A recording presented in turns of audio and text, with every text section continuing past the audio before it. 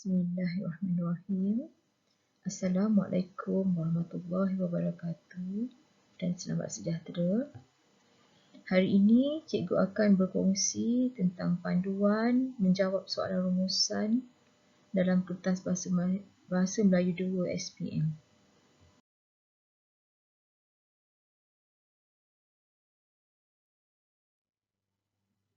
Kita pergi kepada pengenalan. Rumusan perlu ditulis dalam 4 perenggan, iaitu perenggan 1 pendahuluan ditulis dalam satu ayat, perenggan 2 merupakan isi tersurat. Calon perlu menulis maksimum 6 isi dalam perenggan ini. Perenggan 3 isi tersirat, calon perlu menulis 2 isi, dan perenggan 4 kesimpulan yang perlu ditulis dalam satu ayat sahaja. Markah penuh isi ialah 20 markah, iaitu merangkumi 2 markah untuk pendahuluan, 12 markah untuk isi tersurat, 4 markah untuk isi tersirat dan 2 markah kesimpulan. Markah bahasa pula ialah separuh daripada markah isi. Sekiranya markah isi calon 18 markah, maka markah bahasa hanya 9 markah. Jadi markah keseluruhan untuk calon ialah 27 markah. Satu perkara lagi yang perlu pelajar ingat, jumlah perkataan rumusan hendaklah tidak melebihi 120 patah perkataan. Cikgu ingatkan sekali lagi, tidak melebihi 120 patah perkataan. Pemeriksa hanya akan memeriksa jawapan calon setakat 120 patah perkataan sahaja. Jadi, sekiranya calon menulis lebih daripada 120 patah perkataan, isi yang terletak lebih daripada 120 patah perkataan itu tidak akan diperiksa dan calon tidak akan dapat markah untuk isi tersebut. Ini sudah tentulah akan merugikan calon. Jadi, diingatkan, calon perlu menulis dalam lingkungan 120 patah perkataan sahaja. Kita teruskan kepada penulisan pendahuluan rumusan. Di sini cikgu akan kongsikan cara yang paling selamat dan dapat membantu calon untuk mendapatkan markah penuh dalam pendahuluan rumusan.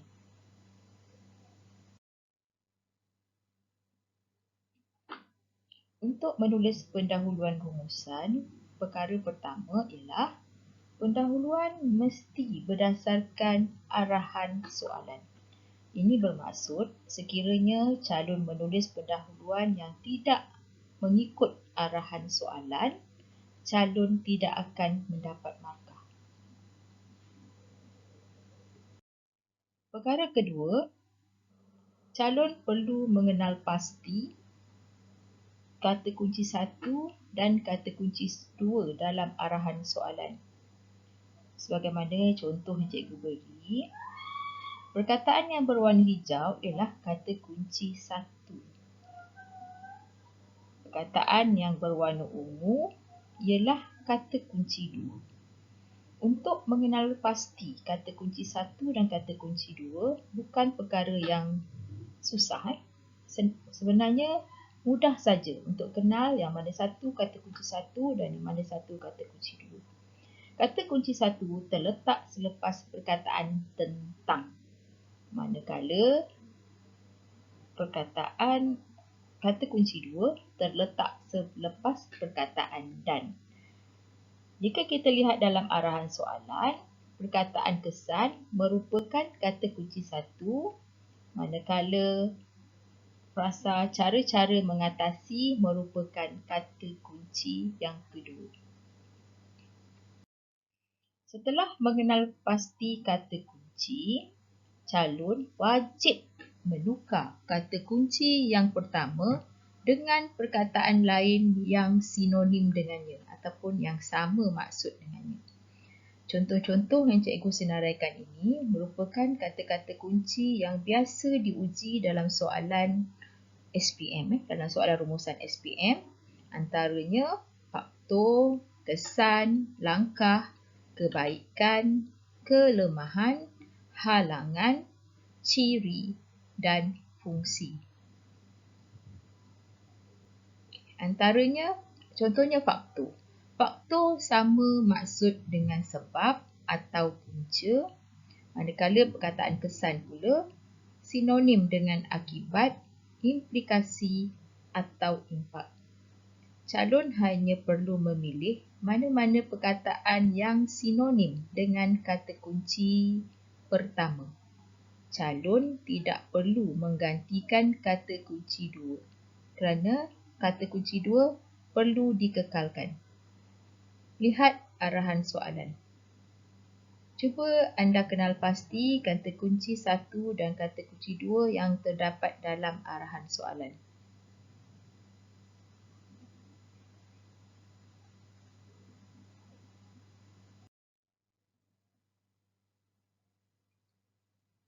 Okey anak-anak, kata kunci 1 ialah kesan.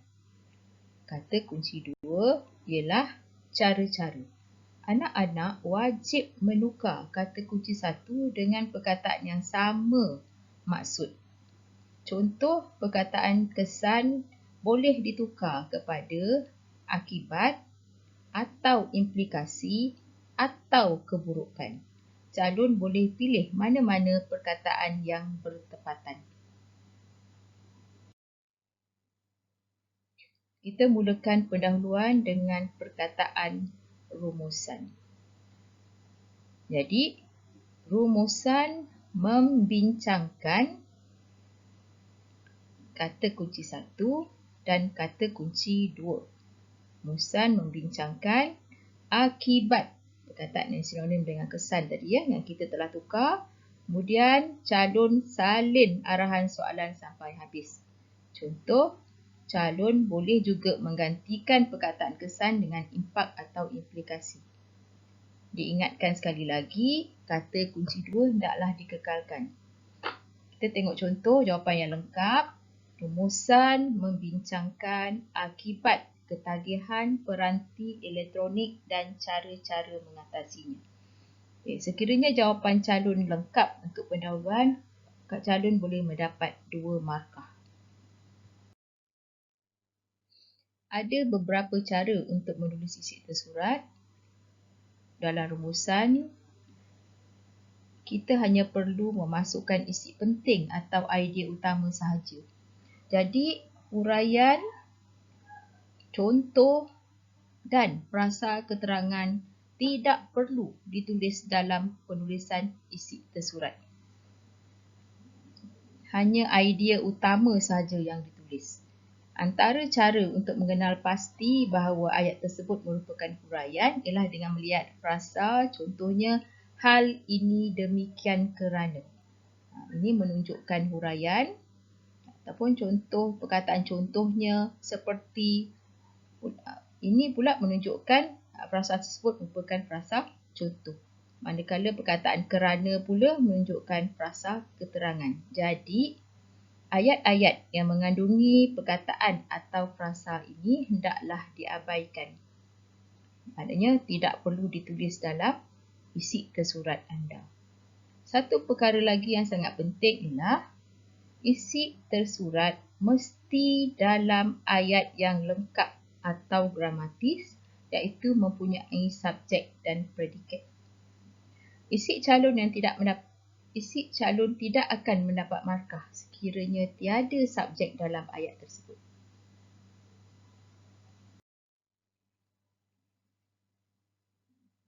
Ini merupakan rangka untuk menulis perenggan isi tersurat. Kita mulakan dengan frasa kata kunci 1. Seperti dalam contoh soalan, kata kunci 1 ialah kesan. Jadi, kesan ketagihan peranti elektronik ialah disambung dengan isi tersurat 1 dan seterusnya sehinggalah isi yang ke-6. Sekiranya calon memulakan perenggan dengan perkataan antaranya ialah kemudian disambung isi 1, maka isi 1 tidak mendapat markah kerana kata kuncinya tidak dinyatakan, iaitu kesan tadi. Jadi, calon perlu berhati-hati agar tidak melakukan kesilapan ini. Walaupun sedikit, berkemungkinan besar akan menyebabkan calon kehilangan markah. Mari kita cuba kenal pasti isi tersurat dalam petikan ini. Cuba senaraikan jawapan anak-anak. Kata kuncinya ialah kesan.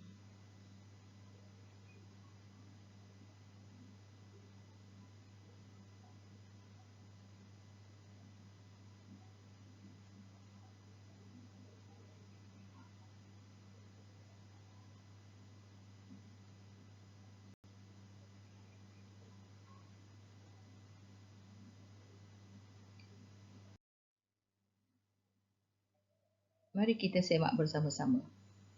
Frasa yang berwarna merah ialah isi tersurat yang terdapat dalam perenggan tersebut. Terdapat 4 isi dalam perenggan ini. S1 iaitu kegagalan menjalani rutin harian. S2 dapat mengganggu emosi seseorang dan kemurungan. S3 mengganggu proses penyediaan generasi akan datang yang berwibawa, berdisiplin dan berkemahiran tinggi.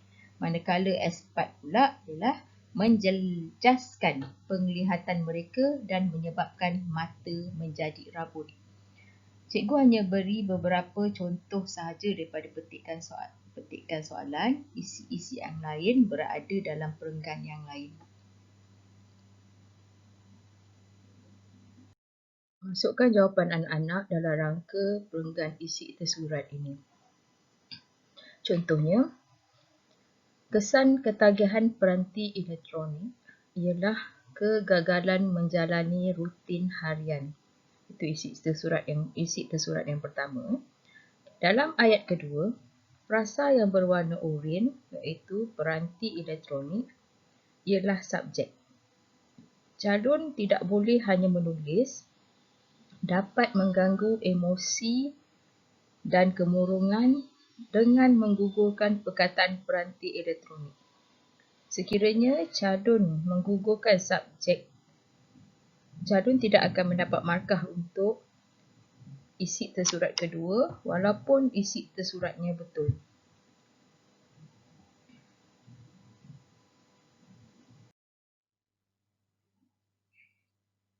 Seterusnya, kita beralih kepada penulisan isi tersirat pula. Isi tersirat merupakan kata kunci kedua atau fokus kedua dalam arahan soalan, dan isi tersirat perlu ditulis dalam perenggan yang ketiga. Dalam arahan soalan, isi tersirat terletak selepas perkataan dan. Dalam contoh yang diberi, kata kunci isi tersirat ialah cara-cara mengatasinya. Calon perlu menyenaraikan sekurang-kurangnya 2 isi tersirat.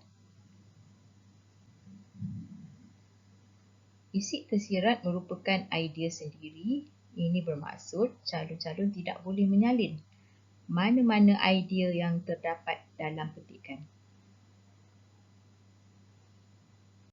Daripada contoh soalan, antara isi tersirat yang boleh ditulis ialah yang pertama, ibu bapa memantau dan mengawal anak-anak dengan menyediakan jadual. Yang kedua, guru di sekolah perlu melakukan perbincangan dengan pelajar tentang bahaya penggunaan peranti elektronik secara berlebihan. Mulakan perenggan isi tersirat dengan frasa kata kunci 2 seperti dalam contoh soalan, iaitu cara untuk mengatasi ketagihan peranti elektronik. Kemudian disambung dengan isi tersirat yang pertama dan ayat seterusnya isi tersirat yang kedua. Contohnya, cara untuk mengatasi ketagihan peranti elektronik ialah ibu bapa memantau dan mengawal anak-anak dengan menyediakan jadual. Selain itu, guru di sekolah perlu melakukan perbincangan dengan pelajar tentang bahaya penggunaan peranti elektronik secara berlebihan.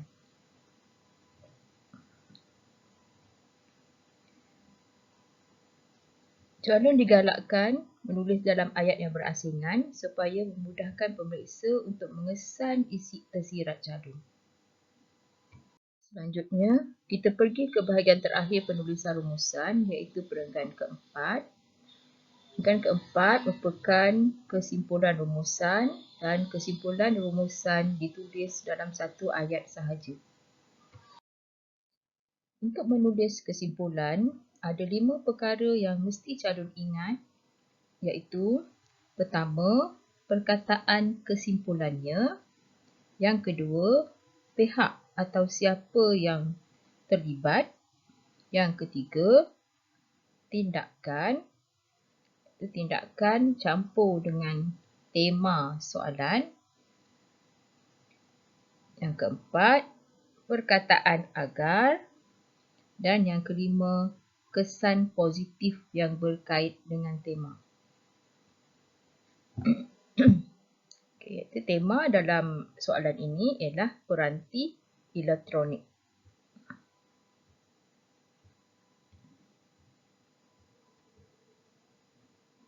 Lihat contoh yang cikgu beri.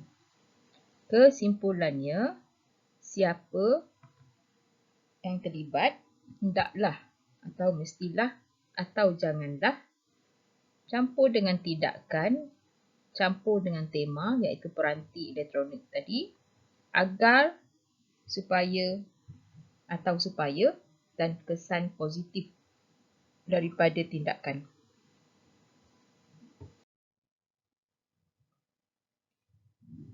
Daripada contoh soalan, kesimpulannya, siapa kita boleh masukkan ibu bapa, guru atau pihak sekolah atau semua pihak. Tindakan, hendaklah menangani, campur dengan masalah ketagihan peranti elektronik iaitu tema tadi, agar dan kesan positif masa depan remaja lebih terjamin. Contohnya, kesimpulannya, semua pihak hendaklah menangani masalah ketagihan peranti elektronik agar masa depan remaja lebih terjamin.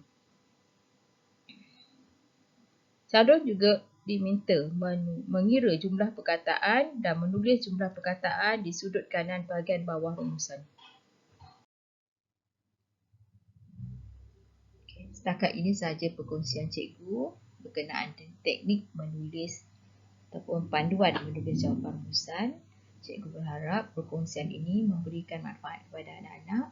Cikgu juga mendoakan anak-anak mendapat keputusan yang cemerlang dalam peperiksaan SPM, khususnya dalam mata pelajaran Bahasa Melayu. Sekian, terima kasih.